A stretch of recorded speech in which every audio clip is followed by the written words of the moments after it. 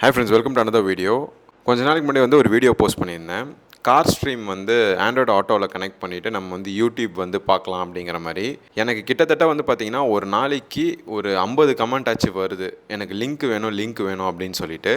So அந்த ஒரு விஷயத்துக்கான clarity தான் இந்த வீடியோவில் நம்ம வந்து பார்க்க போகிறோம். கார் ஸ்ட்ரீம் அப்படிங்கிறது வந்து பார்த்திங்கன்னா ஒரு தேர்ட் பார்ட்டி ஒரு ஆப். நம்ம வந்து ஆண்ட்ராய்டு ஆட்டோ அந்த ஆப்ஷனில் வந்து பார்த்திங்கன்னா டெவலப்பர் ஆப்ஷனை வந்து எனேபிள் பண்ணதுனால ஒரு அன்னோன் சோர்ஸஸ் ஃபைலை வந்து புஷ் பண்ணி நம்ம அந்த ஆப் வந்து எந்த ஒரு கார் சிஸ்டமாக இருந்தாலும் யூஸ் பண்ணிக்கலாம். டச் ஸ்க்ரீன் இருக்கக்கூடிய காரில் நம்ம யூஸ் பண்ணிக்கலாம். ஸ்டாக் சிஸ்டம்லேயே நம்மளால் யூஸ் பண்ணிக்க முடியும்.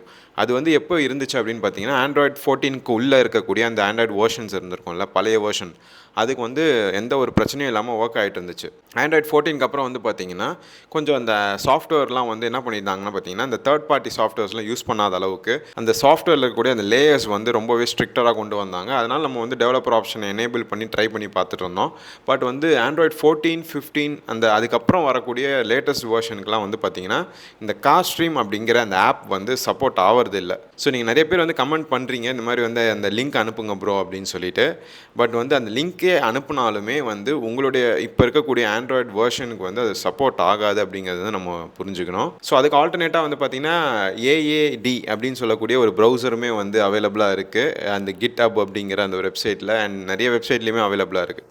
ஸோ அதையுமே வந்து நீங்கள் இன்ஸ்டால் பண்ணி நீங்கள் அதே மாதிரி எப்படி கார் ஸ்ட்ரீம் யூஸ் பண்ணிங்களோ அதே மாதிரி வந்து இந்த ஒரு ப்ரௌசரையும் வந்து அந்த டெவலப்பர் ஆப்ஷனை எனேபிள் பண்ணிவிட்டு நீங்கள் வந்து யூஸ் பண்ண ட்ரை பண்ணலாம். நான் வந்து ட்ரை பண்ணி பார்த்தேன், பட் எனக்கு வந்து யூஸ் ஆகலை. ஏன்னா வந்து என்னோடது வந்து ஓல்டர் வெர்ஷனில் இருக்கக்கூடிய ஒரு சாம்சங் கேலக்ஸி நோட் 10 ப்ளஸ் வச்சுருக்கேன் நான். அதுக்கப்புறம் வந்து பார்த்திங்கன்னா ஐஃபோன் யூஸ் பண்ணுறேன். ஸோ அதனால் வந்து ஆண்ட்ராய்டு வந்து நான் ரொம்ப பழைய வெர்ஷனில் இருக்கக்கூடிய ஒரு ஃபோன் தான் வச்சுருக்கேன். ஸோ அப்படி பார்க்குறப்போ வந்து பார்த்திங்கன்னா இப்போ இந்த லேட்டஸ்ட்டாக இருக்கக்கூடிய ஏஏடி ப்ரௌசர் வந்து எனக்கு வந்து ஒர்க் ஆகலை.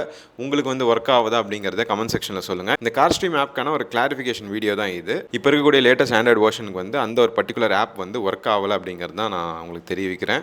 ஸோ நிறைய கான்டென்ட்ஸ் நம்ம சேனலில் வந்துகிட்டே இருக்குது. Subscribe to Pulse Up and follow our official Instagram page Pulse Up Official. I'll see you guys in the next video. Bye.